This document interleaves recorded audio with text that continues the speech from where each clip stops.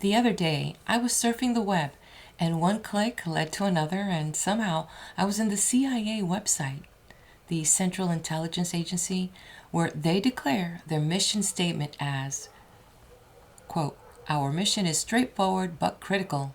Leverage the power of information to keep our nation safe." End quote. The fact that I discovered this book that I'm about to read in the declassified section of the CIA website was intriguing, to say the least. Hello, I am Daisy, your hostess. In this video, we will revive the words of Manly P. Hall in his book titled The Occult Anatomy of Man, to which is added Occult Masonry. The words occult and masonry in one sentence. Visions of smoky rooms and secrecy. I feel like I need to be wearing black. Before I dive into this book, I'm going to share a bit background of the author. Manly Palmer Hall was a Canadian-born scholar and philosopher. He was self-taught, autodidactic, and polymath. Hall amassed an extraordinary collection of rare books and artifacts from his extensive travels, and devoted himself to the study of these works and their application to the positive development of the individual and society as a whole. As a researcher, in 1934, Hall founded the Philosophical Research Society in Los Angeles, California, an organization dedicated to the study of religion, mythology, metaphysics, and the occult. As a Freemason, it is acclaimed that Hall was made a Knight Patron of the Masonic Research Group of San Francisco in 1953, although he was not raised as a Mason until November 1954. He later received his 32nd degree in the Valley of San Francisco, and on December 1973, 47 years after writing The Secret Teachings of All Ages, Hall was recognized as 33rd degree Mason, the highest honor conferred by the Supreme Council of the Scottish Rite, at a ceremony held at the Philosophical Research Society. Considering that the Palmer Hall archive states that he was never initiated into the physical craft. As a lecturer and author, in over his 70-year career, he delivered approximately 8,000 lectures in the United States and abroad, authored over 150 books and essays, and wrote countless magazine articles. In this book, Manly Hall invites us into our ancient past, where the influences of Lemuria and Atlanteans' belief integrated into the current race of humanity, or the idea that to those with a scientific viewpoint, the Old Testament is a physiological and anatomical textbook to bring to light the qualities of the human soul, to unfold the great drama of man and their relationship to themselves and to each other. The concept that all the priests of the ancient world were anatomists, considering we have to think about those times and those days where both priests and priestesses wore many hats. Not only were they the doctors, depending which cultures you were, of the villages or the towns, but they were also the advisors and the sages to the kings, and they were the philosophers. People would gather around them to learn astronomy, life, science. It was just a different time back then. They used man as the textbook, teaching their disciples that to understand man was to understand the universe and the correspondence between nature and the human body. Manly Hall is going to go into information that at one time the CIA deemed only available to a few, but now has been declassified. We're going to learn things about the nerve ganglia and plexuses. What are their esoteric functions? The esoteric function of the Kundalini, which is a Sanskrit word for a serpent or twisting gas or force, which, according to Manly Hall, can be drawn up through the central spinal canal leading to the brain, opening up the center of spiritual consciousness and inner perception, bringing with it spiritual illumination to those who wish to pursue such a path. And the idea that each organ in the human body not only has a function in the physical plane, but also an invisible spiritual purpose. Manly Hall is going to disclose many things, like the symbolic value and application of colors as it relates to occultism, and the role and method of the Rosicrucians, who fought to conceal the study of occult from those who were trying to burn the books and remove from existence anyone with its forbidden knowledge. This information could change lives, so much so that the Masons believed in cultivating the wisdom of these teachings to sharpen their senses and develop these latent faculties, recognizing the potential in the unfoldment of their own consciousness. There are lots of treasures in this book. I hope you enjoy it as much as I have. Additionally, I've added some links for your review in the description of this video. Make sure you check them out. And before I forget, let me know you were here. Share your takeaways and leave me a comment. With that, sit back as I turn the page. The Occult Anatomy of Man, to which is added Occult Masonry, by Manly P. Hall. Part 1. The Human Body in Symbolism.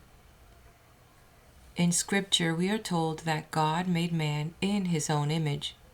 It is so stated not only in the Christian Bible, but also in the holy writings of nearly every enlightened people.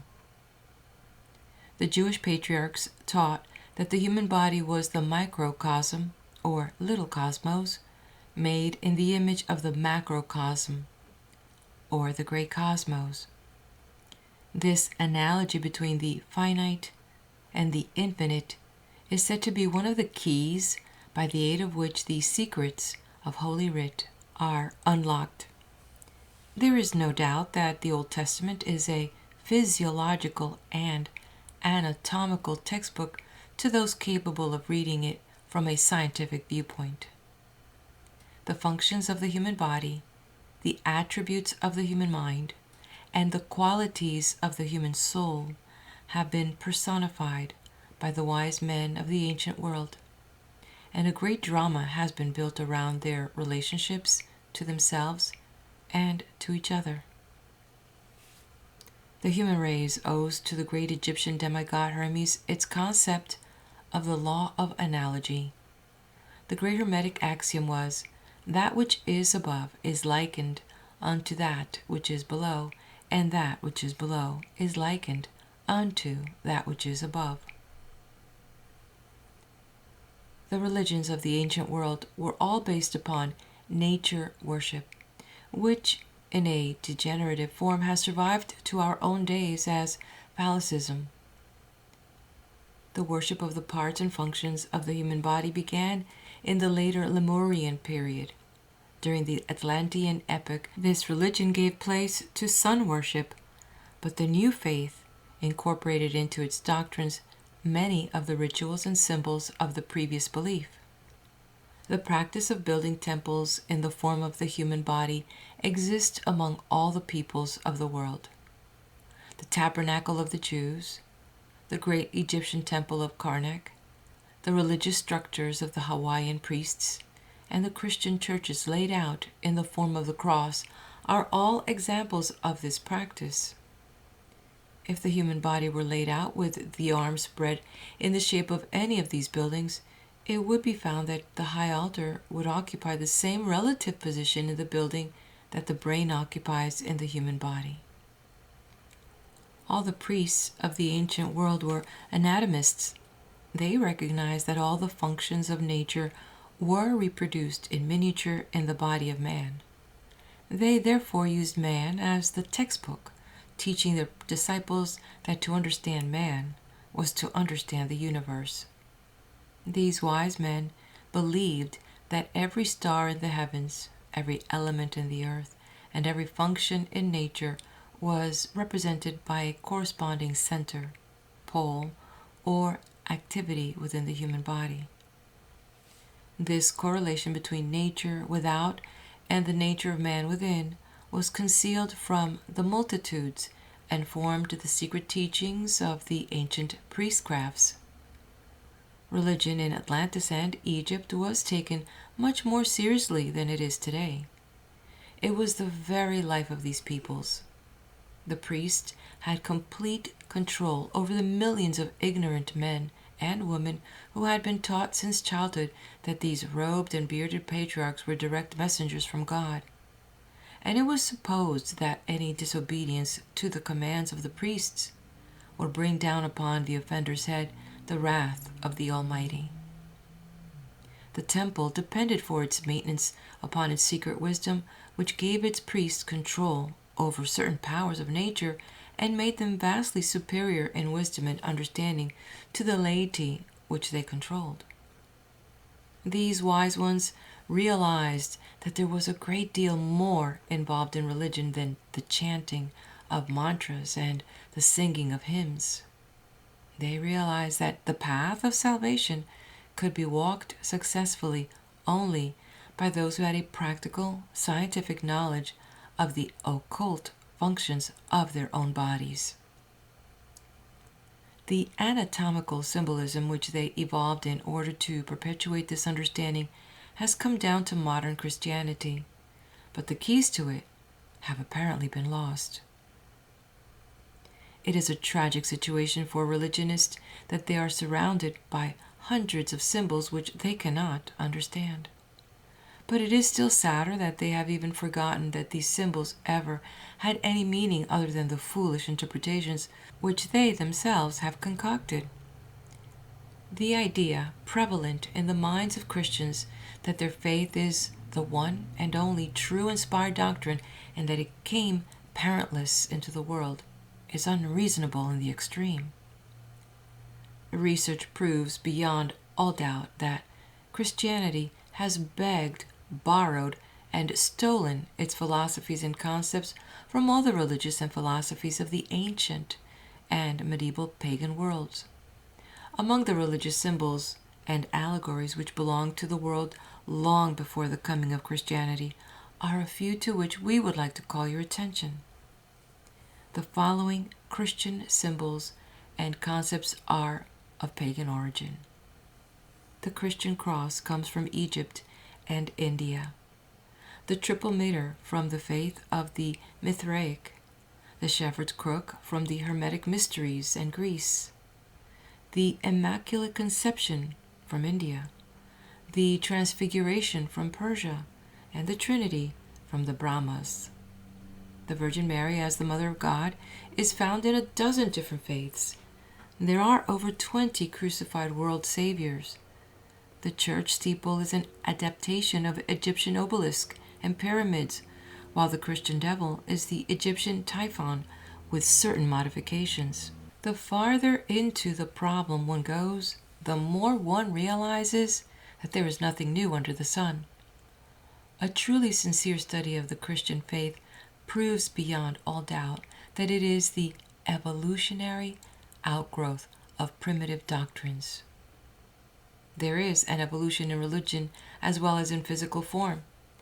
If we accept and incorporate into our doctrines the religious symbolism of nearly 40 peoples, it behooves us to understand, at least in part, the meaning of the myths and allegories which we borrow, lest we be more ignorant than those from whom we secured them. This brochure is devoted to the problem of explaining the relationship existing between the symbolism of the ancient priests and the occult functions of the human body. We must first understand that all sacred writings are supposed to be sealed with 7 seals. In other words, it requires 7 complete interpretations to understand fully the meaning of these ancient philosophic revelations, which we have liked to call Holy Writ. Scripture is not intended to be historical. Those who understand its literal meaning understand the least of its meaning. It is a well-known fact that in his plays, Shakespeare, for the sake of dramatic situation, brought characters together who had actually lived hundreds of years apart. But Shakespeare was not writing history. He was penning drama. The same is true of the Bible. Scripture leaves historians hopelessly involved in self-contradicting chronological tables, where the majority of historians will remain until the Judgment Day. Scripture furnishes excellent subject matter for debates and also ground for hair-splitting over the meaning of the terms and probable locations of unknown cities.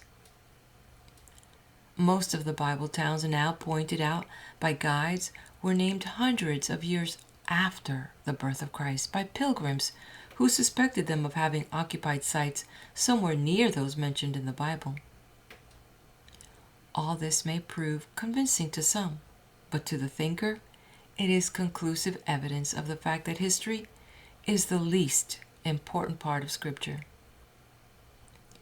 When the Empress Helena visited Jerusalem in 326 AD, the mother of Constantine the Great discovered that not only all trace of Christianity had already been lost, but that a temple dedicated to the goddess Venus stood on the hill now accepted as Mount Calvary.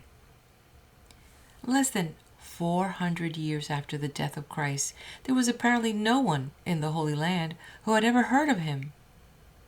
This does not necessarily imply that he never lived, but it certainly does indicate that the halo of miracles and supernatural atmosphere with which modern Christianity envelops him are largely mythological. Like all other religions, the Christian faith accumulated a weird collection of fantastic legends which are its own worst enemies, for they have taken the simple moralist of Nazareth, the man who loved his fellow creatures, and built around him a superstructure of idolatry which loves no one and serves only himself.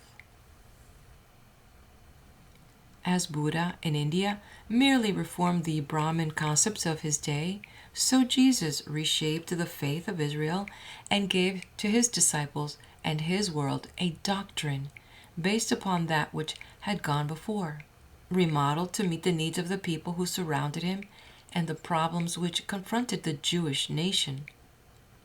The Essenes who educated Jesus were of Egyptian or Hindu origin, and his faith incorporated the best of that which had gone before. The records preserved of him are mostly allegorical, and the simple man is absorbed by them into a great sea of supernaturalism. This was not entirely without purpose, however, for as Shakespeare took license with history in order to present essential truths, so it seems to the historians of Jesus used the character of the man as the groundwork of a great drama. He becomes the hero of a seven-sealed story, and those Christians who have studied symbolism can gain from that story the key of the true Christian mysteries. They will then realize that Scripture is perpetual history, that it pertains to no nation or people, but is the story of all nations and peoples. It is a wonderful thing, for example, to study the life of Christ in the light of astronomy, for he becomes the sun, and his disciples the 12 signs of the zodiac. Among the constellations, we find the scenes of his ministry, and in the procession of the equinoxes, the story of his birth, growth, maturity, and death for men. Again, the tortured chemicals in a retort revealed to use the life of the master, for with the key of the chemistry, the scriptures become another book. In this particular work, however, we can only concern ourselves with the relationship of these allegories to the human body.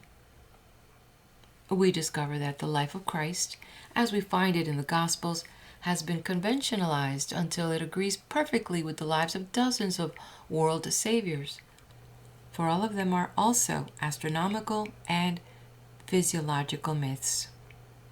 All of these myths come to us out of the most remote antiquity, where the primitive races used the human body as the symbolic unit.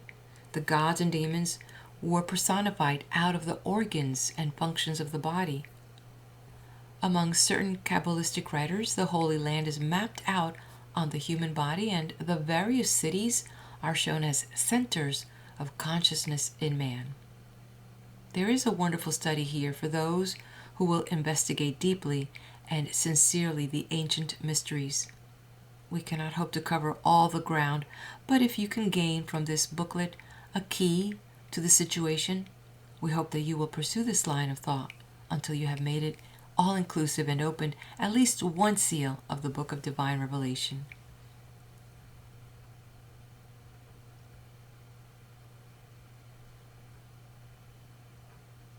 Part 2. The Three Worlds. According to the mystery schools, the human body is divided into three major parts, and in analogy with this, the universe without was said to be composed of three worlds, namely heaven, earth, and hell. Heaven was the superior world, and for some unknown reason was supposed to have been above, although Ingersoll proves conclusively that owing to the rotation of the earth up and down are always changing places. Nearly all religions teach that God dwells in the heavens. Their members are taught to believe that God is above them, so they raise their hands in prayer and lift their eyes to the heavens when they implore or petition Him. Among some nations, He is supposed to dwell on the tops of mountains, which are the highest places of the world. Wherever He is and whatever He is, His place of domicile is above, overshadowing the world below. Between heaven above and hell beneath is the place which the Scandinavians call Midgard, or the Middle Garden. This is called the Earth. It was suspended in space and formed the dwelling place of men and other living creatures. It was connected to the heavens by a rainbow bridge down which the gods descended. Its volcanic craters and fissures were said to connect it with hell, the land of darkness and oblivion. Here, quote, "twixt heaven and earth dominion wielding," end quote, as Goethe said, exists nature. The green grass, the flowing rivers, the mighty ocean exist only in the middle world, which is a sort of neutral ground where the hosts of good and evil fight their eternal battle of Armageddon. Below, in darkness and flames, torment and suffering, is the world of hell, which we have interpreted as hell. It is the great beneath, for as surely as we think of heaven as up, we think of hell as down, while this middle place, earth, seems to be the dividing line between them. In hell are the forces of evil, the tearing, rending, destroying powers, which are always bringing sorrow to the earth and which struggle untiringly to overthrow the throne of the gods in heaven. The entire system is an anatomical myth, for the heaven world of the ancients, the domed temple on the top of the mountains, was the skull with its divine content. This is the home of the gods in man. It is termed up because it occupies the northern end of the human spine. The temple of the gods who rule the earth is said to be at the North Pole, which also, by the way, is the home of Santa Claus, because the North Pole represents the positive end of the spinal column of the planetary lord. Santa Claus, coming down the chimney with his sprig of evergreen, the Christmas tree, at the season of the year when nature is dead, was a fine Masonic interpretation for those who wished to study it. The same is true of the manna that descended to feed the children of Israel in the wilderness, for this manna is a substance which comes down the spinal cord from the brain. The Hindus symbolize the spine as the stem of the sacred lotus. Therefore, the skull and contents are symbolized by the flower. The spinal column in Jacob's ladder, connecting heaven and earth, while its 33 segments are the degrees of Masonry and the number of years of the life of Christ. Up these segments the candidate ascends in consciousness to reach the temple of initiation located on the top of the mountains. It is in this domed room with a hole in the floor, foramen magnum, that the great mystery initiations are given. The Himalaya mountains rise above the earth, representing the shoulders and upper half of the body. They are the highest mountains of the world, Somewhere upon their tops stands a temple, resting, like the heavens of the Greeks, upon the shoulders of Atlas. It is interesting to note that the atlas is the upper vertebra of the human spine, upon which the condyles of the skull rest. In the brain, on the top of the mountains, there are a number of caves, ventricles, and folds, and in them, according to Eastern legends, live the wise men, the yogis and hermits. The caves of the yogi are said to be located at the head of the Ganges River. Every religion has its sacred river. To the Christians, it is the Jordan. To the Egyptians, it was the Nile, while to the Hindus, it is the Ganges. The sacred river is, of course, the Spinal Canal, which has its source among the peaks of the mountains. The holy men, in their retreats, represent the spiritual eye sense centers in the human brain. These holy men are the 7 sleepers of the Muhammadan Quran, who must remain in the darkness of their cave until the spirit fire vitalizes them. The brain is, of course, the upper room, referring to the Gospels where Jesus met with his disciples, and it is said that the disciples themselves represent the 12 convolutions of the brain. It is these 12 convolutions who later send their messages through nerves into the body below to convert the Gentiles or preach the gospel in the Middle Earth. These 12 convolutions gather around the central opening of the brain, the third ventricle, which is the Holy of Holies, the mercy seat, where between the spreading wings of the angels, Jehovah talks with the high priest, and where both day and night the Shekinah's glory hovers. It is from this point also that the spirit finally ascends from Golgotha, the place in the skull. It is a clairvoyant fact that the spirit not only leaves, but also enters the body through the crown of the head, probably giving rise to the story of Santa Claus and his chimney. The Trinity and man live in the 3 great chambers of the human body, from which they radiate their power throughout the 3 worlds. These centers are the brain, the heart, and the reproductive system. There are the 3 main chambers of the pyramid, and also the rooms in which are given the entered apprentice, fellowcraft, and master mason's degrees of Blue Lodge Masonry. In these 3 chambers dwell the Father, the Son, and the Holy Ghost, who are symbolized by the 3 letters word A-U-M, Aum. The transmutation, regeneration, and unfoldment of these 3 great centers result in the sounding of the lost word, which is the great secret of the Masonic order. From the spinal nerves come impulses and life forces which make this possible. Therefore, the Mason is told to consider carefully his substitute word, which means the marrow of the bone.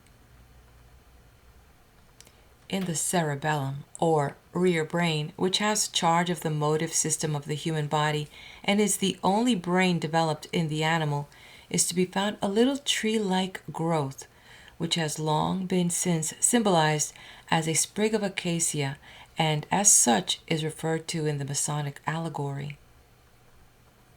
The 2 lobes of the cerebrum were called the ancients Cain and Abel, and have much to do with the legend of the curse of Cain, which is literally the curse of unbalance. For the murder of the spirit of the equilibrium, Cain is sent forth a wanderer upon the face of the earth. I have in my possession a very remarkable skull which originally rested on the shoulders of a homicide. It is of high organic quality, but bears the curse of Cain. This individual had a grudge which he nursed very carefully. Nursed grudges sometimes become very dangerous things.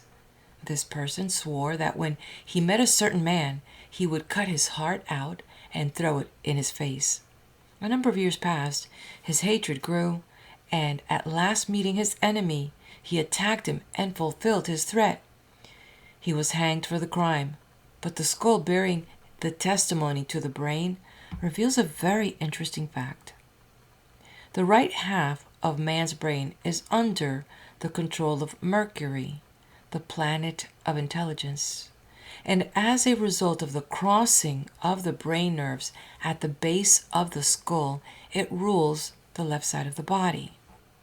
The left half of the brain, under the control of Mars, the spirit of anger and impulse, rules the right side of the body and likewise the strong right arm. As the result of his hatred and the rulership of Mars, which grew out of that hatred, the left rear side of the brain is fully twice the size of the right side. The individual allowed Mars to control his nature. The impetuosity of Mars ruled him, and he paid with his life for the mark of Cain. Science knows there is a very narrow line between genius and insanity. For any dominating vice or virtue, man must pay with unbalance. Unbalance always distorts the viewpoint, and distorted viewpoints are always followed by misery. In the skull is the switchboard which controls the activities of the body. Every function of man below the neck is controlled by a center of consciousness in the brain. Proof of this can be found in the fact that injury to certain centers of the brain results in paralysis in various parts of the body. Medical science now knows that the spinal cord is an elongation of the brain, and some even aver that the cord is capable of intelligence through its entire length. This cord is the flaming sword, which is supposed to have stood at the gates of the Garden of Eden. The Garden of Eden is in the skull, within which is a tree bearing 12 manner of fruit. The brain is filled with vaulted chambers and passageways which are in exact accordance with the spans and arches of the temples, while the third ventricle is undoubtedly the king's chamber of the Great Pyramid. The spinal cord is the serpent of the ancients. In Central and South America, the savior god is called Quetzalcoatl. His name means a feathered serpent, and this has always been his symbol. This is the brazen serpent raised by Moses in the wilderness. The 9 rattles on the tail of the serpent are called the number of man, and they represent the sacral and coccygeal bones within whose nerve centers the secret of human evolution is contained. Every organ of the physical body is reproduced in the brain, where it can be traced by the law of analogy. There are 2 embryonic human forms, one male and the other female, twisted together in the brain.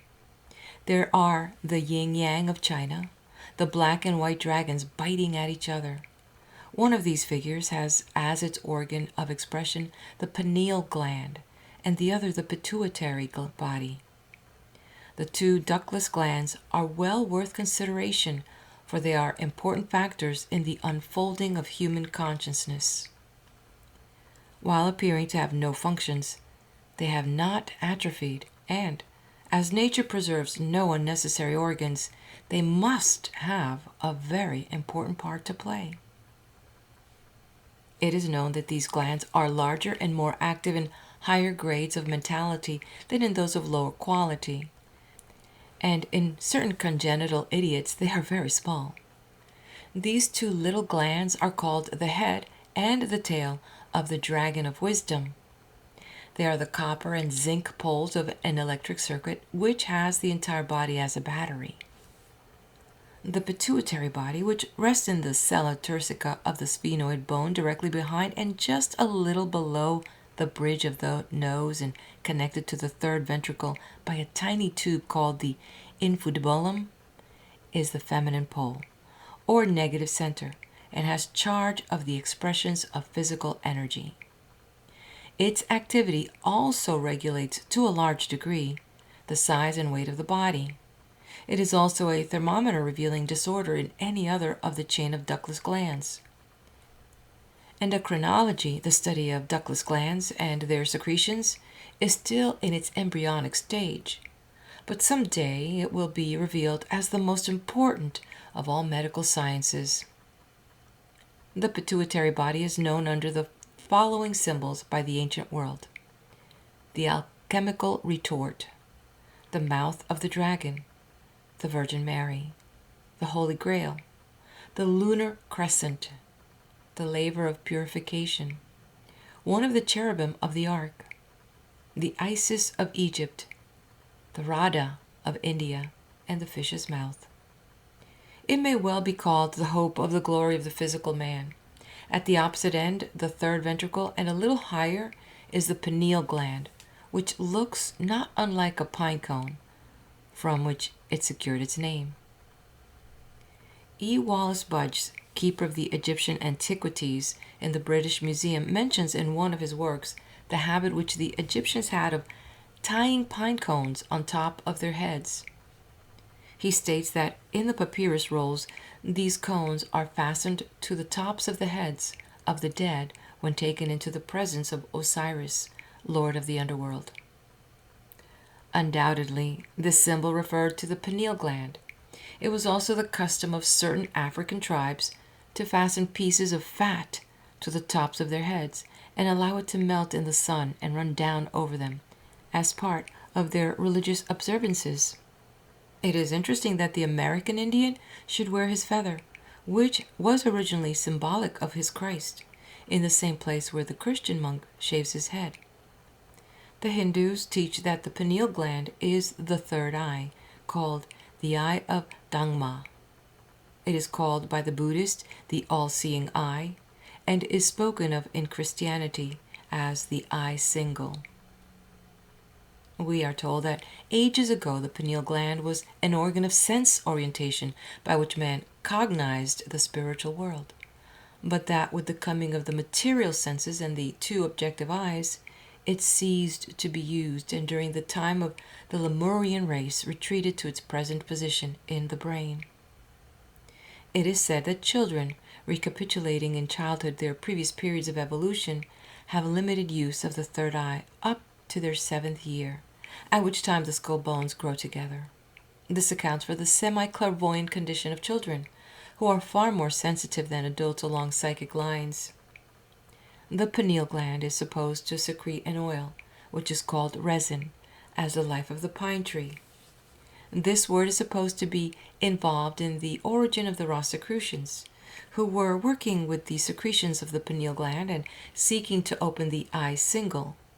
For it is said in Scripture, "If thine eye be single, thy body shall be filled with light."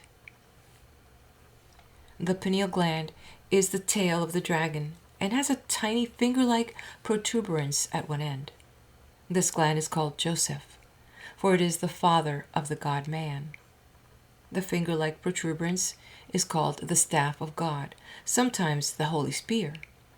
Its shape is like the evaporating vessels of the alchemists. It is a spiritual organ which is later destined to be what it once was, namely, a connecting link between the human and the divine.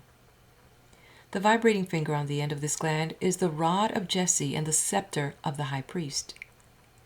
Certain exercises, as given in the Eastern and the Western mystery schools, cause this little finger to vibrate, resulting in a buzzing, droning sound in the brain.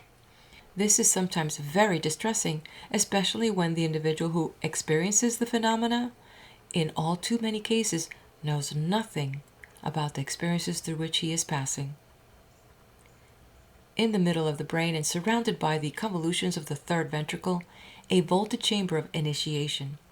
Around it sit 3 kings, 3 great centers of life and power: the pituitary body, the pineal gland, and the optic thalamus. In this chamber also is a small, gritty seed, which is undoubtedly connected with the king's coffer in the Great Pyramid. The third ventricle is supposed to be the seat of the soul, and the aura radiating from the heads of saints and sages is said to represent the golden glow pouring from this third ventricle. Between the eyes and just above the root of the nose is a spreading in the frontal bone of the skull, which is called the frontal sinus. The slight bulge caused by the spreading of this bone is known to phrenology as the seat of individuality. It is here that the jewels are placed on the foreheads of the Buddhas, and it is also from this point that the serpent arose from the crown of the ancient Egyptians. Several of the mystery schools teach that this is the seat of Jehovah in the human body. While his function is through the generative system, his center of consciousness, as a part of the spirit of man, was supposed to be located in a sea of blue ether called the Veil of Isis, in the center of the frontal sinus. When clairvoyantly studying the body of man, that little point always shows up as a black dot and cannot be analyzed. The Palatine Hill of the ancients, upon which were built the temples of Jupiter and Juno, also has its place in the human body. The palate bone is a sort of hill-shaped structure, and right above it are the orbital cavities containing the two eyes, which are the Jupiter and Juno of the ancient world.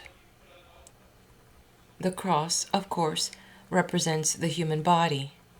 The upper limb of it is the head of man rising above the horizontal line of his outstretched arms. As I have already stated, the great churches and cathedrals of the world have been built in the form of a cross and contain, where the head should be, the altar, upon which are burning lighted candles.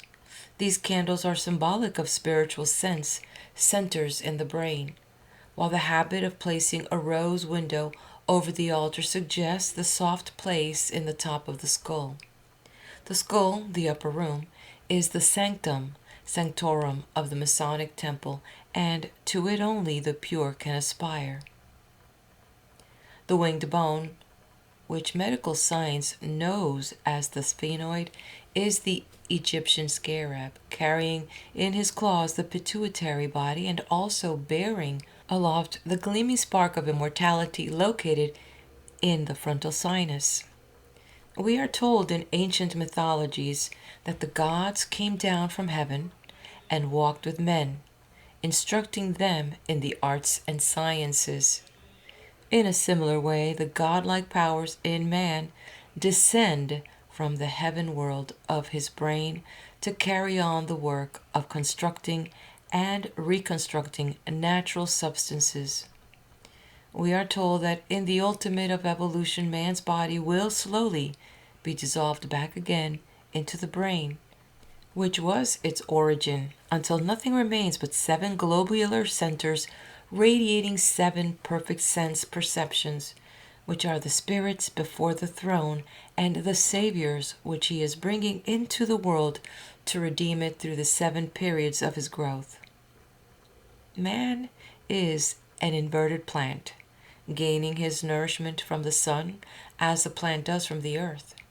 So as the life of the plant ascends its stem to nourish its leaves and branches, the life of man, rooted in the brain, descends to produce the same result. This life descending is symbolized as the world saviors who come down into the world to die for men. Later, these lives are returned again to the brain, where they glorify man before all the worlds of creation. So much for the story of the brain. Now let us consider the next of man's marvelous parts, namely the spinal column. Part 3. The spinal column. Connecting the two worlds, heaven above and the sphere of darkness below, is the spinal column, a chain of 33 segments protecting within them the spinal cord. This ladder of bones plays a very important part in the religious symbolism of the ancients. It is often referred to as a winding road or stairway. Sometimes it is called the serpent, at other times the wand or scepter. The Hindus teach that there are 3 distinct canals or tubes in the spinal system. They call them Ida, Pingala, and Sushumna. These tubes connect the lower generative centers of the body with the brain. The Greeks symbolized them by the caduceus, or winged staff of Hermes. This consisted of a long rod, the central sushumna, which ended in a knob or ball, the pons of the medulla oblongata. On each side of this knob are wings, arched over, used to represent the two lobes of the cerebrum. Up this staff and twisted around it wind two serpents, one black and the other white. These represents the Ida and Pingala.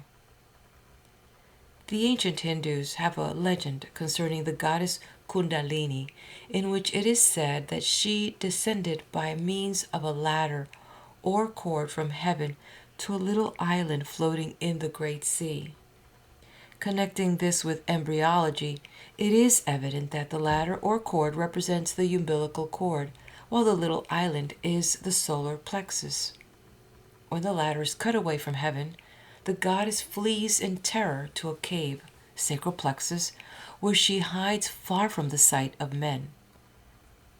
Like Amaterasu, the Japanese goddess of the shining face, she must be lured from her cave, for while she is there and refuses to come forth, the world is in darkness. Kundalini is a Sanskrit word meaning a serpentine or twisting gas or force. This force, so the Eastern sages claim, can be drawn up through the central spinal canal, the sushumna. When this essence strikes the brain, it opens the centers of spiritual consciousness and inner perception, bringing with it spiritual illumination. The system of culture whereby this is made possible is the most secret teaching of the Eastern saints, for they realize that this spiral, twisting force is not only illuminating, but also, like the serpent which is its symbol, is a deadly poison.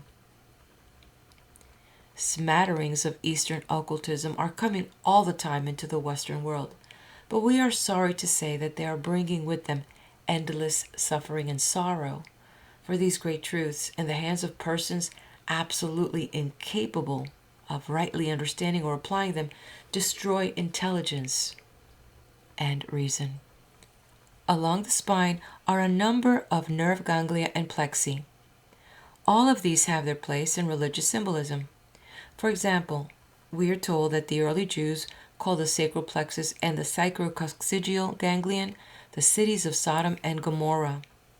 There is a small plexus in the region of the kidneys called the sagittarial plexus, which the ancients knew as the city of Tarsus, where St. Paul fought with the beasts. Higher occultism teaches that the lotus blossoms, nerve centers on the spine, are reflections or negative poles bearing witness of 7 great positive centers of consciousness located in the brain. These 7 function through the centers on the spine in approximately the same way the 7 spirits before the throne function through the planetary bodies.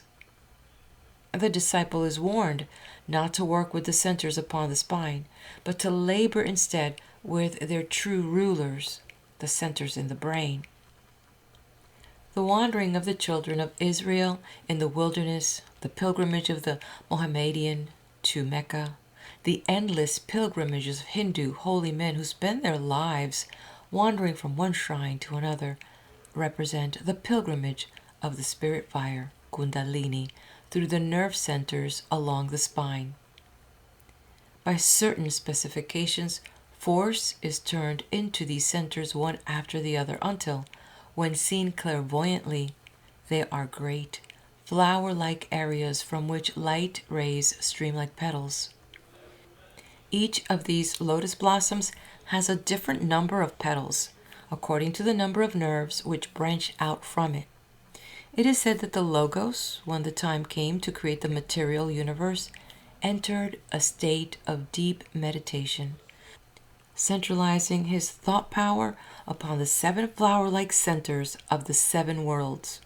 Gradually, his life force descended from the brain, which was the great superior world, and, striking these flowers one after the other, gave birth to the lower worlds.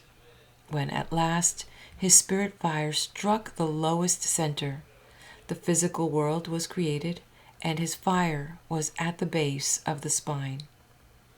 When the world returns to him again and he once more becomes supreme in consciousness, it will be because he withdraws the life from these 7 centers, beginning with the lowest, and returns it again to the brain. Thus, the path of evolution for all living things is to raise this fire, the descent of which made their manifestation in these lower worlds possible, and the raising of which brings them into harmony once more with the superior worlds.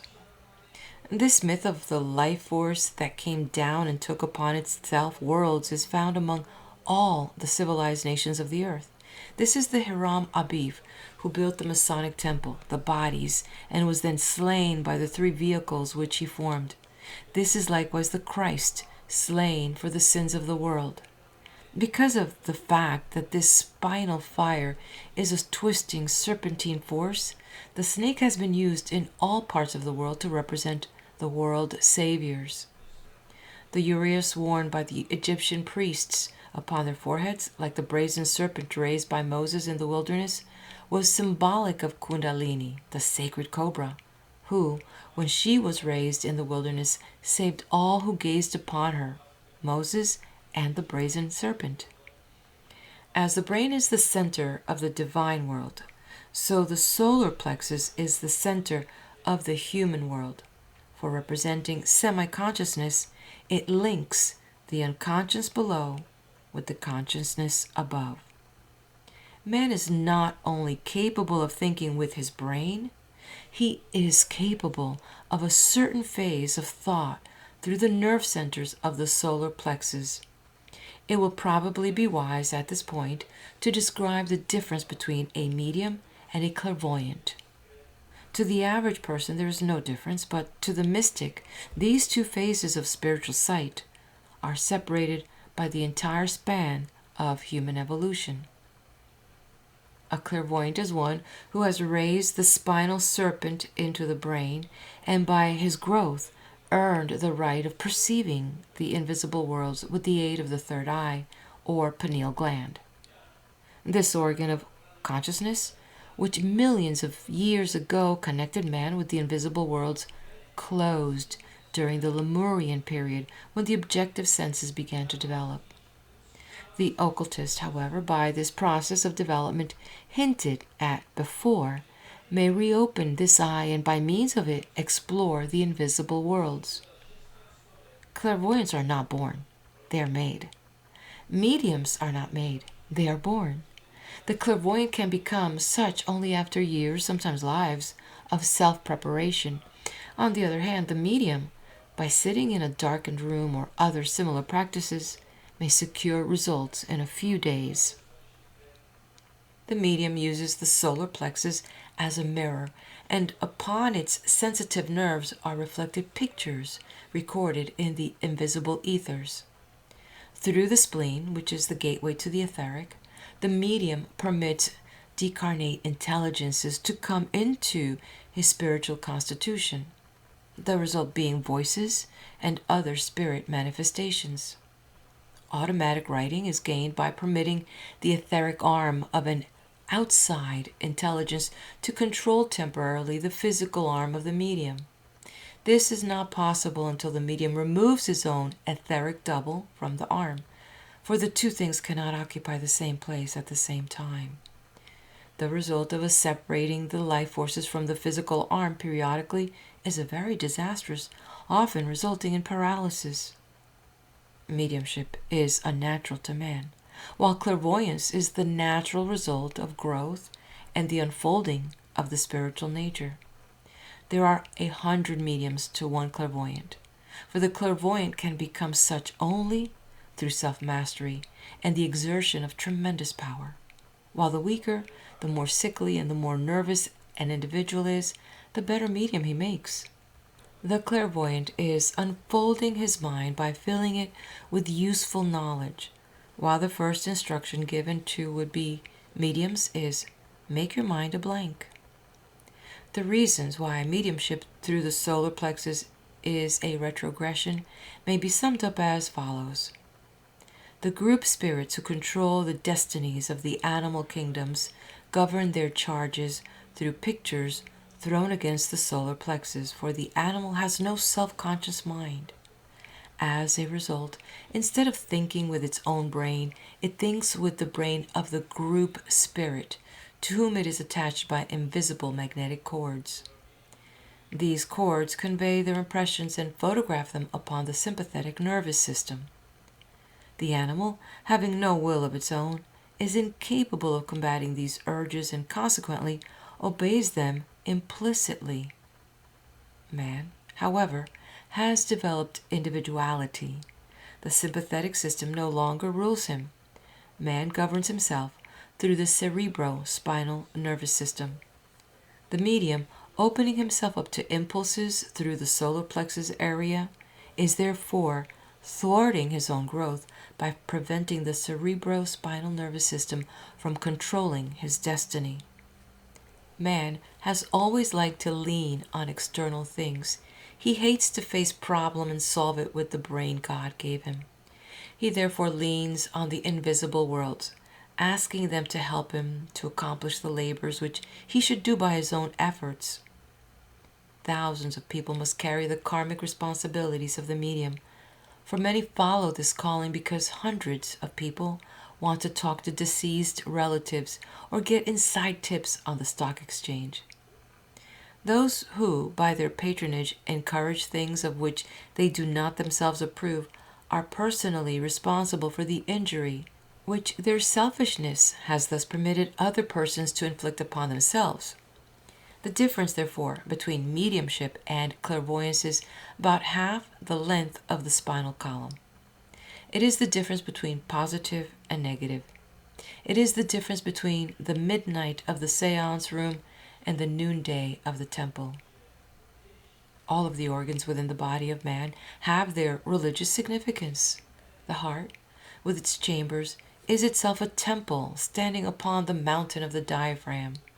The spleen, with its little umbrella-shaped body, collects the sun's rays and has charge of the etheric body. It is this etheric body coiled within the spleen that injects the white blood corpuscles into the circulatory system. We know that the human body has been the inspiration for nearly all the mechanical contrivances of man. Hinges are copied from the human body, likewise the ball and socket joint. We are told that the first plumbing was reproduced from the arterial and venous circulatory systems. Hundreds of machines and implements which work around us have been inspired by the subtle workings of our own vehicles, for the human body is the most marvelously constructed machine which the human mind can study. The close relationship between the generative system below and the brain above, for the brain is a positive generating system, is, of course, due to the spine connecting them. At a certain time, a number of little doors, which now separate the brain from the generative system, are opened, and the sushumna becomes an open tunnel, so that every impulse is carried immediately to both ends of the body. It is for this reason that the candidate assumes the vows of celibacy, for the close connection existing in the advanced disciple between the brain and the reproductive system necessitates an absolute conservation of all life energies. The tonsils are directly connected with the generative system, in fact, are part of its positive pole in the brain. The present deplorable custom of vaccinating children and cutting out their tonsils the moment that they appear in the world will sometime result in a distinct degeneration of the race. Most tonsils are infected as the result of the child eating too many sweets during the first few years of life. The moral is, don't cut out the tonsils, cut out the sweets. Most parents are responsible for the sickness of their children. Through either ignorance or indulgence, they allow the infantile consciousness, as yet uncontrolled by its higher vehicles, to destroy itself before life fairly begins. When children are sick during the early years of life, the physician will usually find the cause of the ailment in the parent, and the father or mother, and not the child, should be dosed with pills. If the stomach is kept in proper condition, the tonsils will give very little trouble. The absolute economy exhibited by nature in the building of all its structures should be sufficient proof that the Lord was not wasting his time when he made tonsils and appendices. He apparently had a reason for making them, but these poor, unoffending organs have become a gold mine to medical scientists, who remove them at the slightest provocation. We are told that the vertical position assumed by the human body, which thereby forces the contents of the intestinal tract to travel part of the time uphill, is the contributing cause of the appendix, which is missing in creatures of horizontal carriage. Every organ not only has its visible physical purpose, but it also has an invisible spiritual purpose. And the individual is to be envied who manages to go through life preserving intact as many as possible of his original anatomical parts and members. While on the subject of the debt of science to the human body, we might add that the decimal system is the result of the primitive man counting on his fingers, whereby 10 became the unit of enumeration. The ancient cubit also was the distance between the elbow and the end of the second finger, or approximately 18 inches. So it goes back through the study of things until we find that nearly everything with which man has surrounded himself is an adaptation from the body with which God surrounded his spirit. Man is gradually gaining control not only over the organs of his body, but also over the functions of those organs.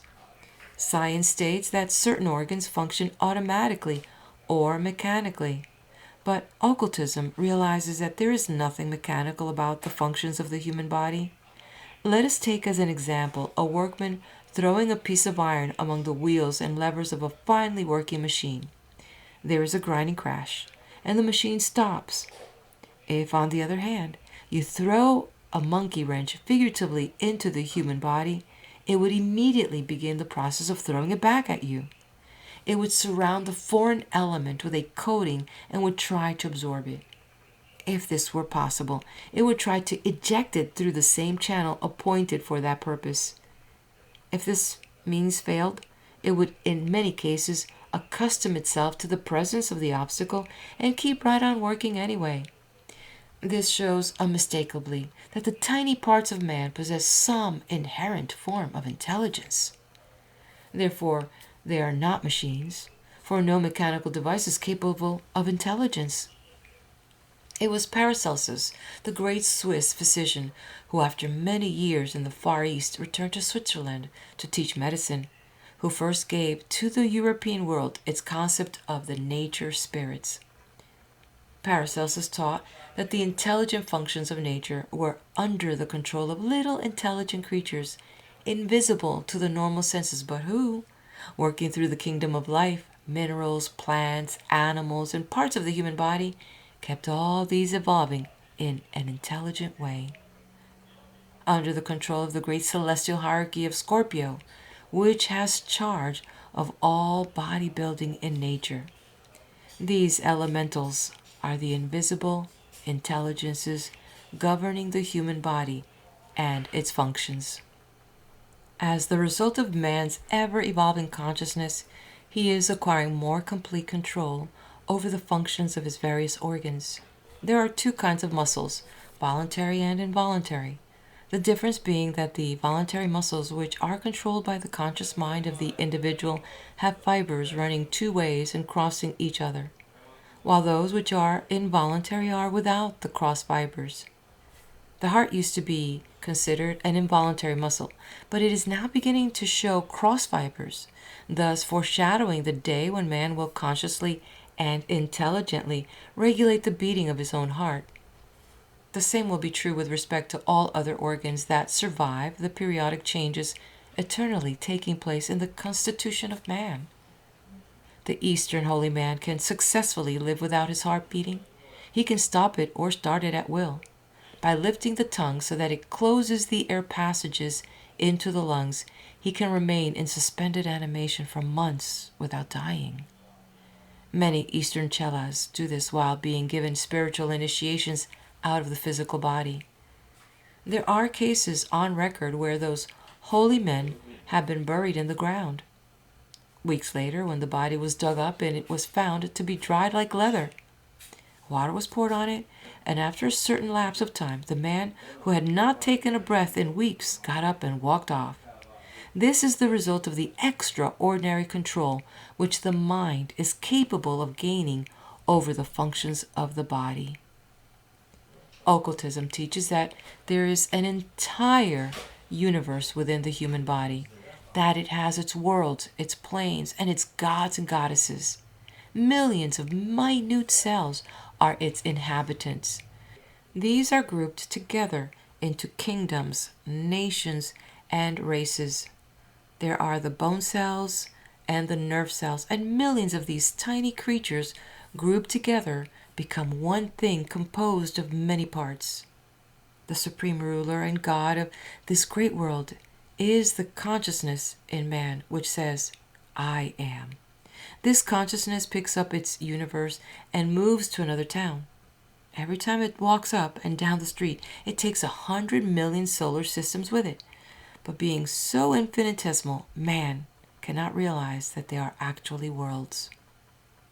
In a like manner, we are individual cells in the body of an infinite creation which is hurling itself through infinity at unknown speed. Suns, moons, and stars are merely bones in a great skeletal composed of all the substances of the universe. Our own little lives are merely part of that infinite life throbbing and coursing through the arteries and veins of space. But all of this is so vast as to be beyond the comprehension of this little I am in us. Therefore, we may say that both extremes are equally incomprehensible. We live in a middle world between infinite greatness on one hand and infinite smallness on the other. As we grow, gradually our world grows also, resulting in a corresponding increase in the scope of our understanding of all these wonders. Part 4. The Infernal Worlds. At the base of the spine is located the throne of the Lord of Form, commonly called Jehovah, and by the Hindus Shiva. The lingam is his symbol. He rides the great bull of earthiness. His daughter is death and destruction, yet he is not a thing of evil. He builds the bodies which give us the power to function in the lower worlds. He crystallizes them around lines of force.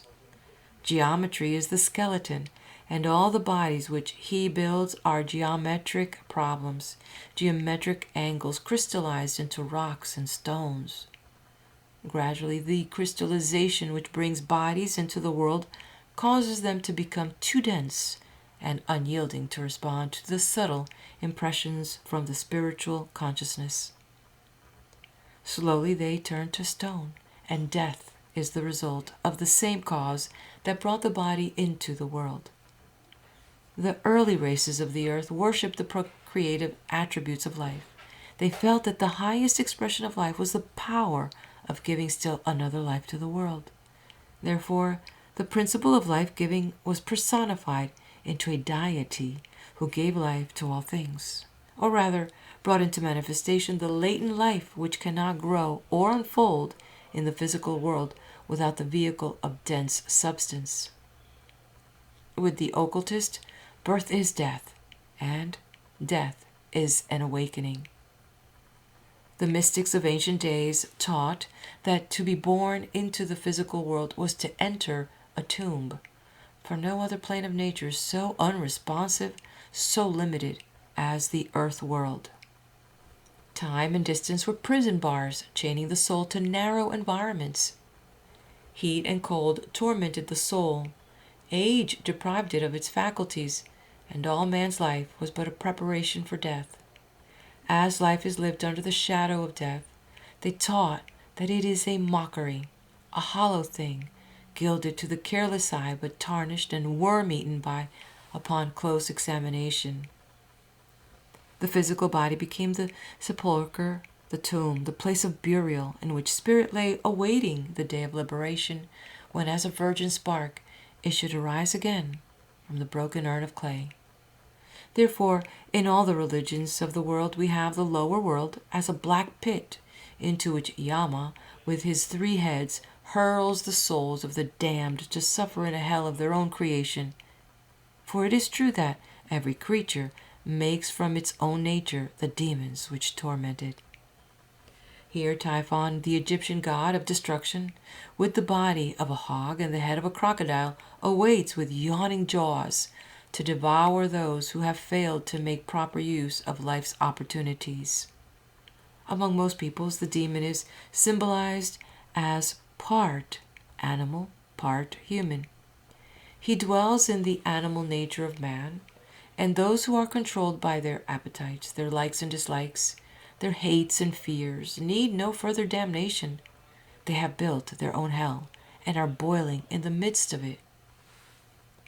The generative system is gradually being absorbed into the brain, and the man of the next great world period will generate his kind, or at least form vehicles for them, through the larynx, which is the organ of the spoken word.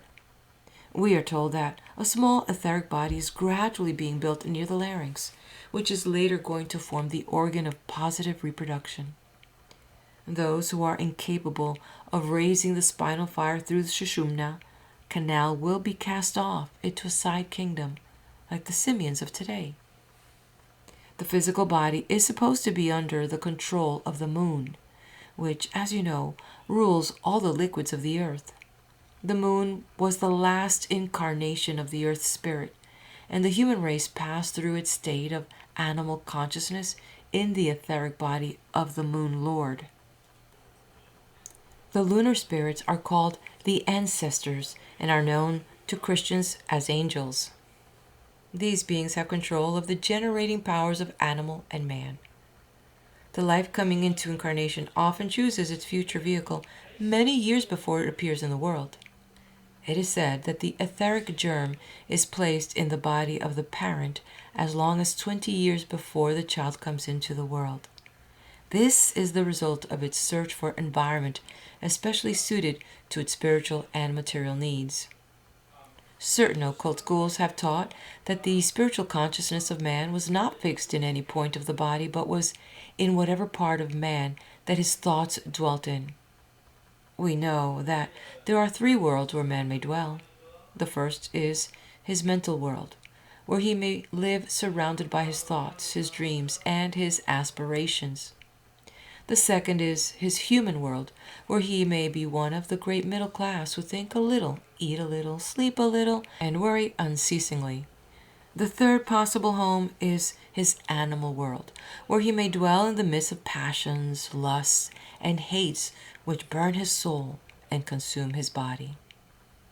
The history of primitive races shows that they have risen through all of these stages until at last a few have become truly thinking creatures. The blood of every man is individual. When crystallizing, it forms into geometric patterns which differ with every person, so that by means of blood analysis a far surer system could be evolved for crime detection than either Bertillon or fingerprints. The history of man's soul is written in his blood. The position he occupies in evolution, his hopes and his fears, are all imprinted in the etheric forms which flow through his blood stream. Until red blood came into the body, the spirit of man could not enter, but hovered over the body attached to it by electric thread. By studying clairvoyantly crickets, grasshoppers, and similar small creatures, it is possible to watch impulses from the little globes hovering over their bodies, which result in the primitive motion and sense which they demonstrate. Therefore, it is technically said that the line between the vegetable and the animal is really drawn with the coming of red blood. Consequently, certain small fishes, mollusks, etc., are technically vegetables, although not recognized as such by science. The liver is the key to the red blood. Lucifer's red garments derive their color from the blood, while the name Lucifer really means a carrier of light or heat and is a name for the blood. For this reason, he is the spirit of temptation. In the Christian mysteries, the piercing of the liver of Christ by the spear of the centurion is especially mystical, while Prometheus, the friend of man, hanging upon the peak of Mount Caucasus with a vulture gnawing at his liver, is the same myth expressed in the symbolism of ancient Greece. It is further interesting to note the relation between the words live and liver, for to have a liver is to live. Along the same line, we may note that the word live spelled backwards becomes evil, and the word lived becomes devil. This peculiar relationship is found not only in English, but to a slightly less noticeable degree in several languages. When we take up this, however, we become involved in the study of Kabbalism, which is the analysis of the meaning of words considered symbolically. Red is the color of blood and the key color of the liver, and its effect upon animals is very noticeable. It irritates, excites, and in some cases actually causes animals to go mad. Therefore, it is often used in making the capes worn during bullfights. These the fighters flaunt in the bull's face, and trouble usually follows. The use of red lights is not uncommon in black magic. Evil magicians use them to materialize specters, while medical science has already discovered that it is a strong irritant when applied to the human body. During anger and hate, the astral aura of man becomes streaked with red flames, very closely resembling thunderbolts. Very often the base of the spine glows with a murky, red light symbolic of hate, passion, or anger. This red glow, burning eternally at the base of the spine, has given rise to the story of hellfire and damnation. But the preacher has failed to remind the laity that they carry their own hell around with them wherever they go. The red power is said to be broken from the white light through the body of Samael, the spirit of Mars. This is the cause of the red glow in the heavens. Mars is the god of war, wrangling, hate, and dissension. He was the patron deity of the Roman Empire, whose uniformed soldiers wore red as a symbolic of his sway. Following the lead of this patron saint, they conquered the world and then fell upon the swords with which they had murdered others. While red is the color of the body, yellow is regarded as the color of the soul. For this reason, the Buddhas and world saviors are usually symbolized as being surrounded with a golden nimbus or halo. This light is the yellow robe, also the light-bearing witness to the darkness of which St. John wrote. This light, flooding through the third ventricle, represents the Shekinah of the Jews, which hovers over the mercy seat as a pact between God and man. Yellow is a vitalizer, a life giver. Therefore, the golden-haired sun and its personification, the Christ, are both givers of life. Devitalization may be successfully treated by exposing the spleen to the sunlight. Blue, the highest of the three primary colors, is the color given to the Father. It is a very relaxing, restful color, especially valuable in the treatment of insanity and obsession. It is very difficult for black magicians to function successfully in a blue light. Its affinity to the mind is very evident, and it gathers as an electric sea in the pineal gland as an extract from all the spiritual qualities of human nature. The blue heart, to every flame, was said to symbolize the invisible Father behind the glowing sun.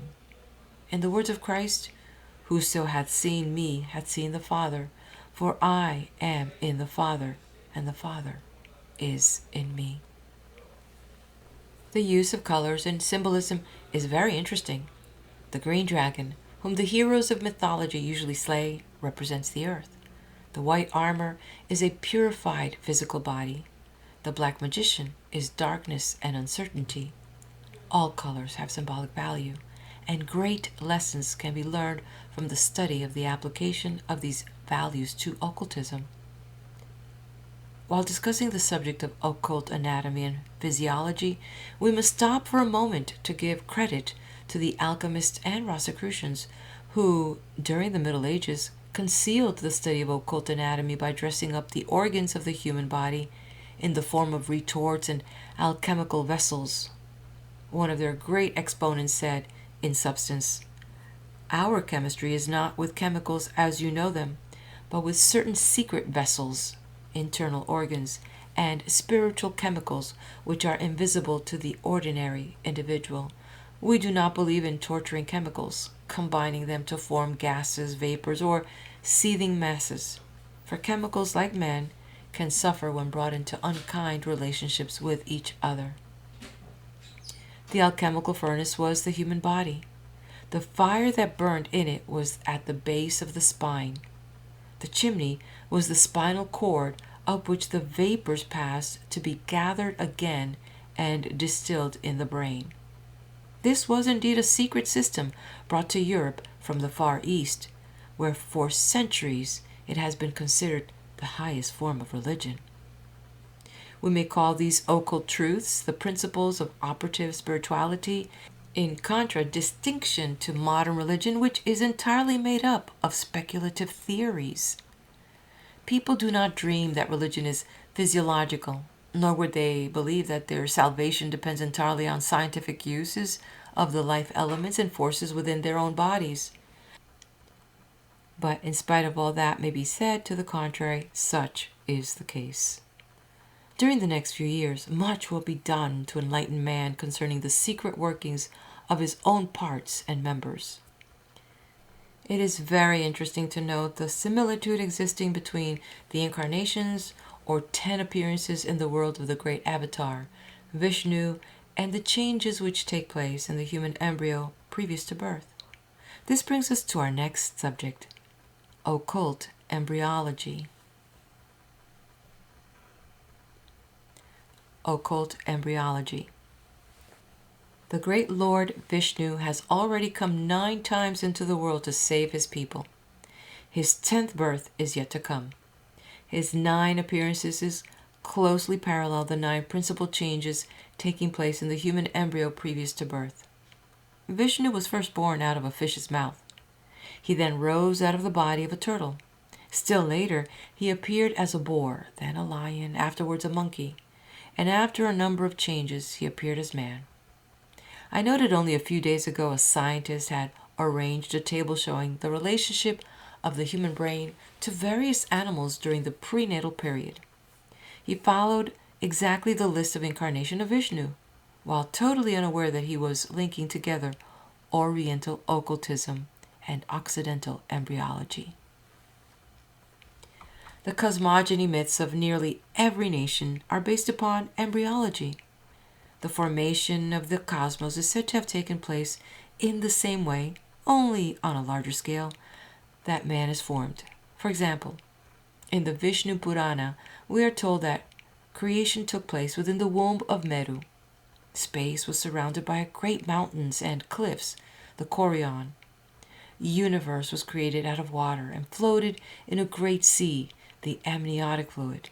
Down a ladder, the umbilical cord, came the gods. 4 rivers flowed into the new land, as told in Genesis. These are the blood vessels of the umbilical cord. So the story goes. A marvelous correlation exists. Someday, perhaps, a new science can be based upon the law of analogy. This will prove a far greater contribution to scientific data than all the scientific speculations of the ages. It is reasonably certain that the story of Adam and Eve and the Garden of Eden is based upon embryology, and that the womb is the original Garden of Eden. In symbolism, it is represented by the O. The dot in the circle is the primitive germ, and so on as far as you wish to carry the analogy. Brahma in his egg is the story of the cosmic embryo, and embryology is the greatest study in the world. In embryology, we also have a very interesting recapitulation of the passage of the human race through the various species of nature. Here we can find, at certain periods, the Hyperborean creatures. At another time, we see the primitive Lemurian man, later the Atlantean, and finally the Aryan. We most certainly recommend that all occult students make a very careful study of this subject. Science knows that all life upon this planet came out of water. The human embryo is enveloped with water through all the primitive stages of its growth, and in it we find the story of the evolution of all things. Sex did not appear upon the planet until the third race. It does not appear in the embryo until the third month. The recapitulation of the human embryo through the lower kingdoms of nature is one of the strongest proofs of evolution that we have, inasmuch as it proves conclusively that man could not have been made in his adult condition. Consequently, he passed through a cosmic embryology. In fact, he is still an embryo and will not actually be born into the human race until he is truly human, which will not be for many thousands of years. He is just in the state of becoming a man. The 9 months of the prenatal epoch have been used in symbolism for ages. 9 is called the number of the man, because of the 9 months that the body is in a state of preparation. The perfect number is supposed to be 12. So at the present time, man is born 3 months before he is finished. The gradual unfoldment of the human race will result in ever more being accomplished during the prenatal epoch, until finally birth will be the ultimate, and all experience and growth will take place in the embryonic state. Man is not born all at once. We may say that he is born by degrees. The consciousness works outside of the body, laboring with the plastic substance up to the time of the quickening, when it takes hold of the vehicle from within and begins to mold a certain amount of individuality out of the materials which surround it. At the time of birth, the physical body is born, and a process of crystallization starts, which never ceases for a moment until death. Man begins to die the moment he is born, and the span of life is the length of time which this requires. At the 7th year, the vital body comes into action, and the greatest periods of growth commence. It is then that parents begin to experience difficulties. It is the time of letting down and letting out clothes.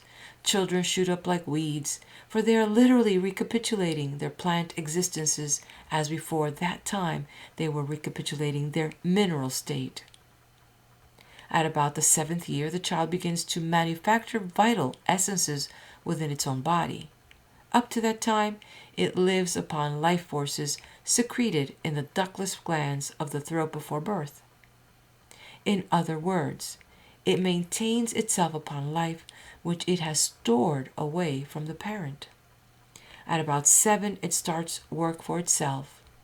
It is on the go every minute. If youth could only bottle up its energy and preserve it for its old age, what a wonderful world we would live in. Between 12 and 14, in the temperate zones, the liver starts activity.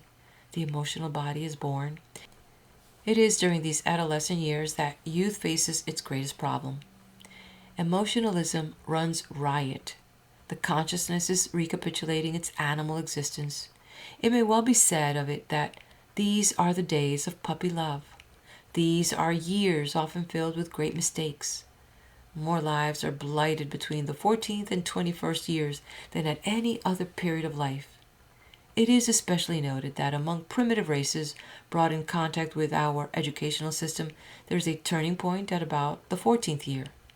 Up to that time, these children are at the head of their classes and extremely brilliant.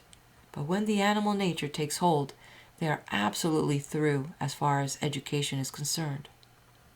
Any schoolteacher who has taught foreign children will vouch for this condition among certain nationalities.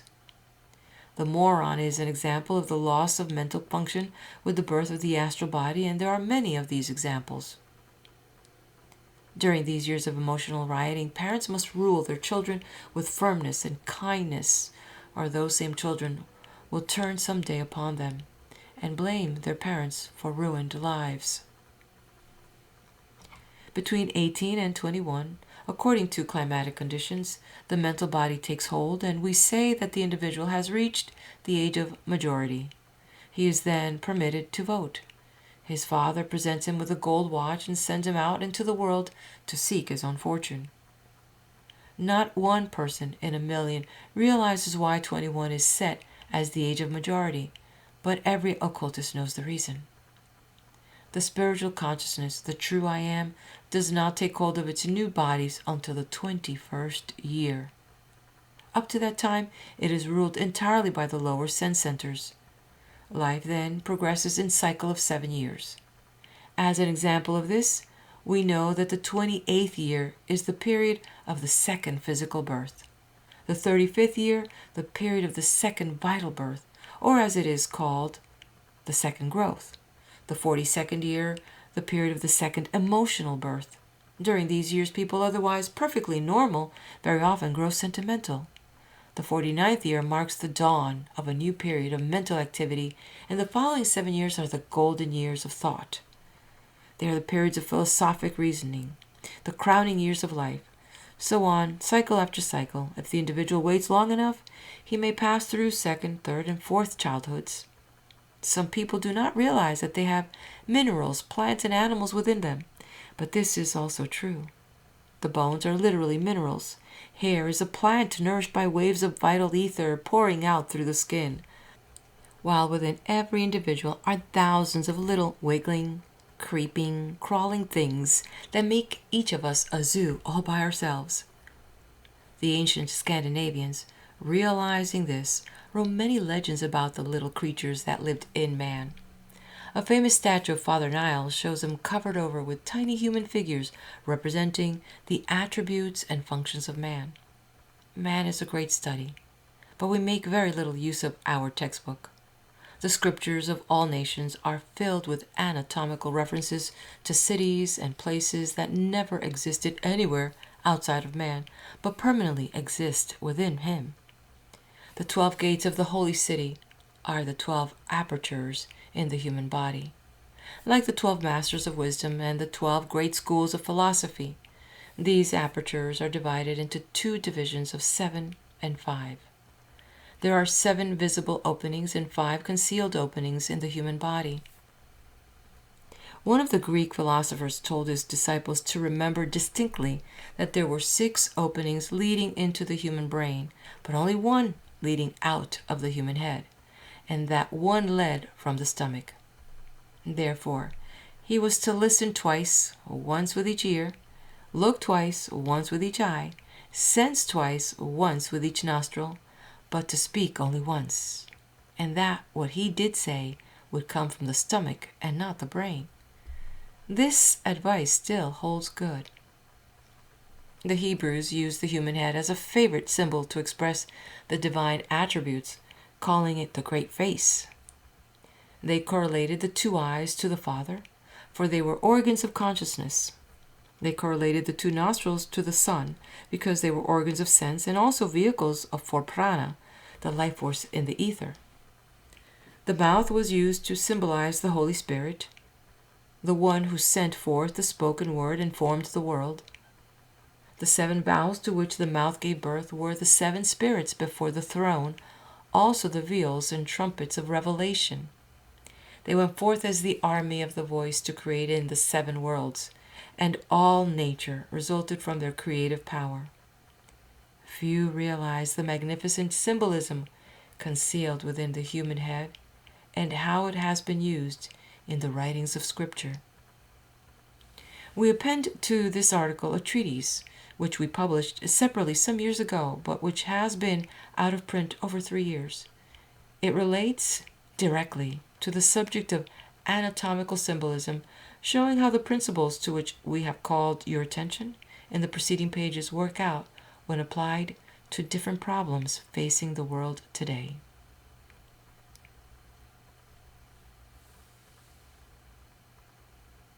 Occult Masonry. To the student of mystic masonry, one problem eternally presents itself. He knows it under many names. It is told to him in many symbols, but briefly it may be defined as the purification and liberation of spirit and body from the ban of crystallization and materiality. In other words, he is seeking to lift the life within himself from the little room down under the ruins of his fallen temple to its place again as the keystone of his spiritual arch. When studying ancient Masonry, we are dealing with one of the first outpourings of what we know as the wisdom teachings.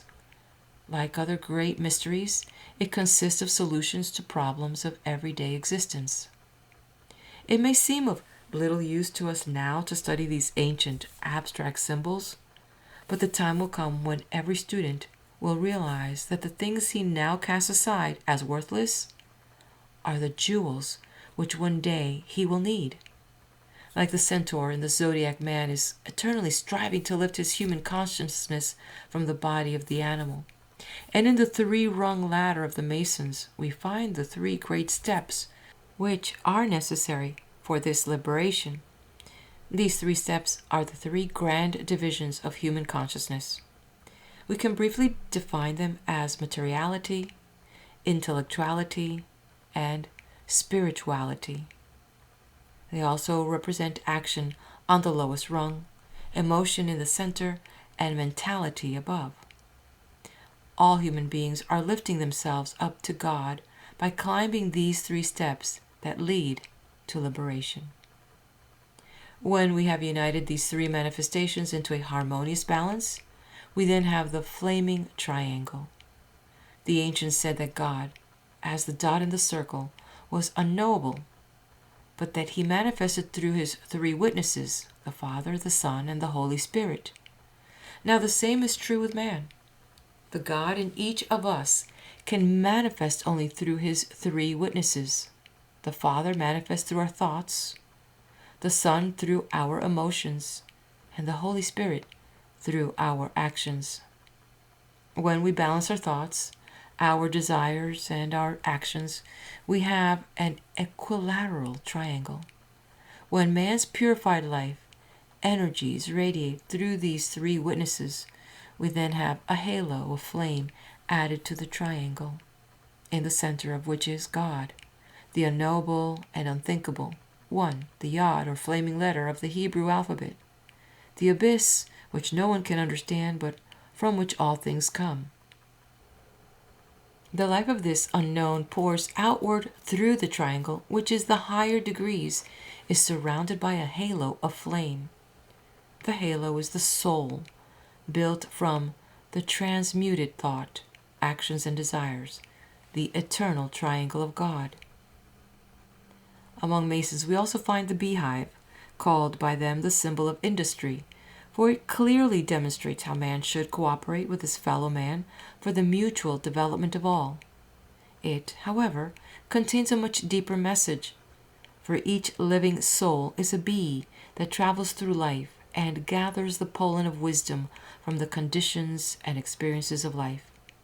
As the bee gathers the honey from the heart of the flower, each of us should extract the spiritual nectar from each happening, from each joy, from each sorrow, and incorporate it into the great beehive of experience, the soul body of man.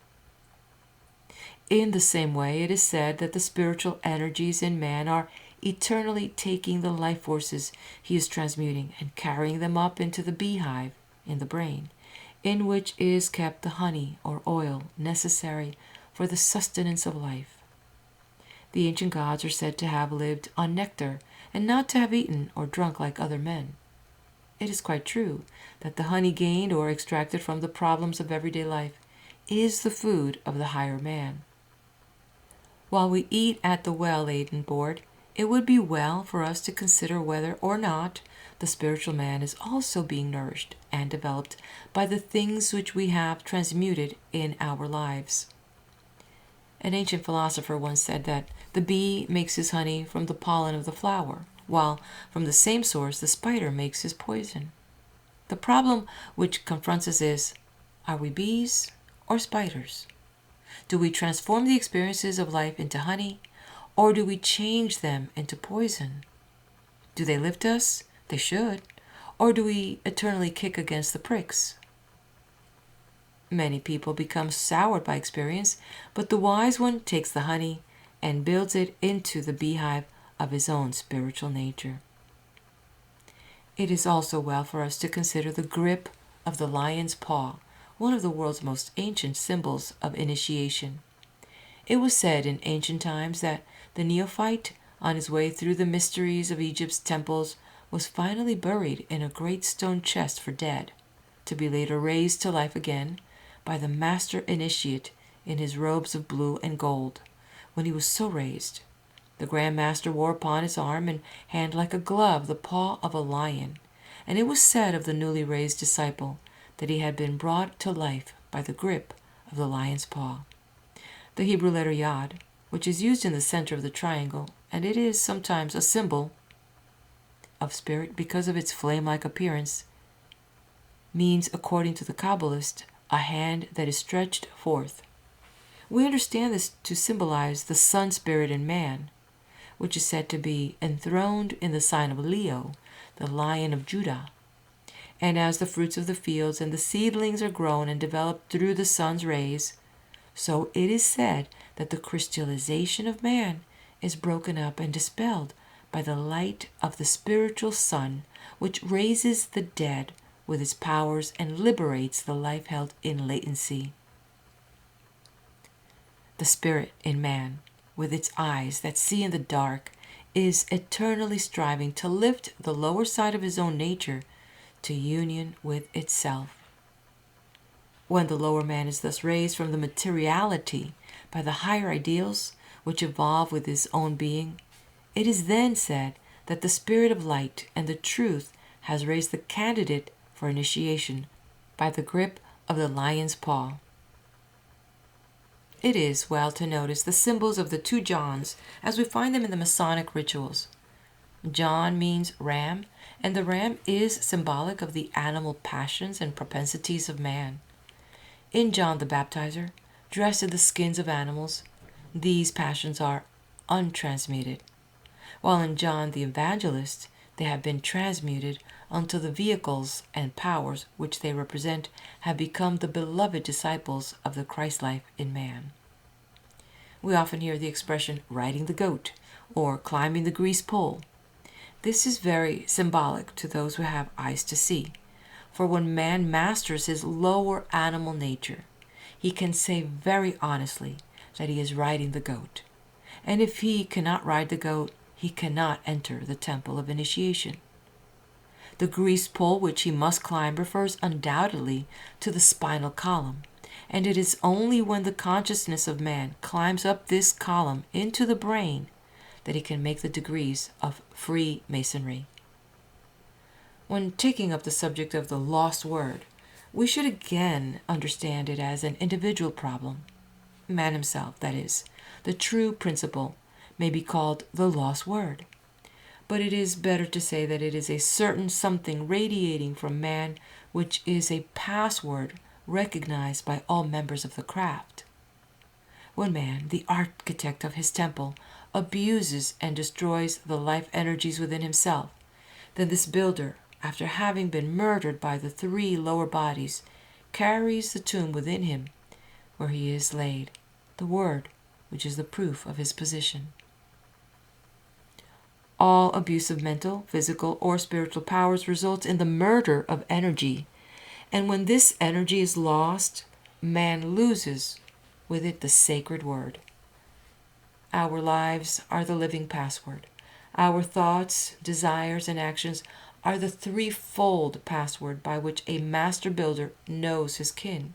And when the student seeks admittance to the inner room, he must present at the temple gates the credentials of a purified body and a balanced mind. No price can buy this sacred word. No degree can bestow it. But when within ourselves the dead builder is raised to life once more, he himself speaks the word, and upon the philosopher's stone built within himself is engraved the living name of the divine. It is only when this builder is raised that the symbols of mortality can be changed into those of immortality. Our bodies are the urn containing the ashes of Hiram. Our lives are the spoken pillars. Crystallization is the coffin, and disintegration is the open grave. but above all is the sprig of evergreen, promising life to those who raise the serpent power, and showing that under the debris of the temple lies the body of the builder, who is raised whenever we so live that the divine life within is given expression. There are many of these wonderful Masonic symbols handed down to us from the forgotten past, symbols whose meanings have been lost and buried beneath the mantle of materiality. The true Mason, the child of light, still cries out for liberation, and the empty throne of Egypt still waits for the king of the sun who was killed. All the world still waits for Balder, the beautiful, to come to life again, for the crucified Christ to roll away the stone and rise from the tomb of matter, bringing his own tomb with him. When the man has so lived that he can understand this wonderful problem, then the great eye, or center of consciousness, is enabled to see out through the clean glass of a purified body. The mysteries of true Masonry, long concealed from the profane, are then understood, and the new master, donning his robes of blue and gold, follows in the footsteps of the great immortals who are climbing step by step the ladder leading upward to the 7 stars. Far above, the ark, the source of life, floats over the waters of oblivion, and the spiritual life of man floating in the sea above sends its messages down to the lower man through the cable tow. When this point is reached, the door to the G is closed forever, for the dot has returned to the circle. The threefold spirit and the threefold body are linked together in the eternal seal of Solomon. Then the cornerstone which the builder rejects becomes again the head of the corner, and man, the capstone long missing from the universal temple, is again in place. The daily happenings of life are sharpening our senses and developing our faculties. These are the tools of the craft, the mallet, the chisel, and the rule, and with these self-developed tools we are slowly truing the rougher ashlar or cube into a finished block for the universal temple. It is only then that we become initiates of the flame, for only then does light take the place of darkness. As we wander through the vaulted chambers of our own being, we then learn the meaning of the vaulted chambers of the temple. And as the initiatory ritual unfolds before our eyes, we should recognize in it the growth of our own being, the unfoldment of our own consciousness, and the story of our own lives. With this thought in mind, we are able to understand why the Atlanteans of old worshipped the rising sun, and how the modern Mason symbolizes this sun as Hiram, the highborn, who, when he rises to the top of the temple, places a golden stone upon it and raises to life all things in man. End of the reading of the book titled The Occult Anatomy of Man by Manly P. Hall. If you haven't done so, please do hit that like button. If you know someone in your circle of friends that could benefit from this book, please do share it. Subscribe, come back often, and we'll see each other again at the next video here in my channel, wherever that may be. Be blessed.